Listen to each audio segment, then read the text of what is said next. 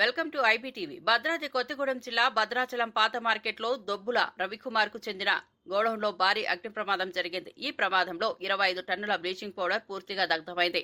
సుమారు 6 లక్షల ఆస్తి నష్టం జరిగిందని బాధితులు తెలిపారు. వెంటనే స్పందించిన అగ్నిమాపక సిబ్బంది మంటలను అదుపులోకి తెచ్చారు. గత 20 ఏళ్లుగా ఇదే గోడౌన్లో నిల్వ ఉంచినా ఇంత పెద్ద నష్టం జరగలేదని స్థానికులు చెప్పారు.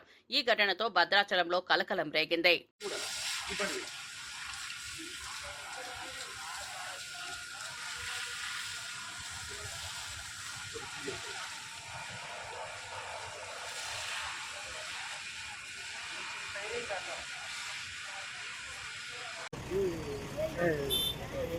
ఆడుతున్నారు తెలిసి అది ఎయిర్ బయటికి లోపలికి పోకపోవడం వల్ల ఆ ప్రెజర్ వల్ల జరుగుతుందని మేము ఎక్స్పెక్ట్ చేస్తాం.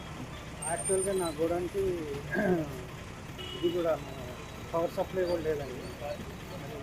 ఎలా జరిగిందనేది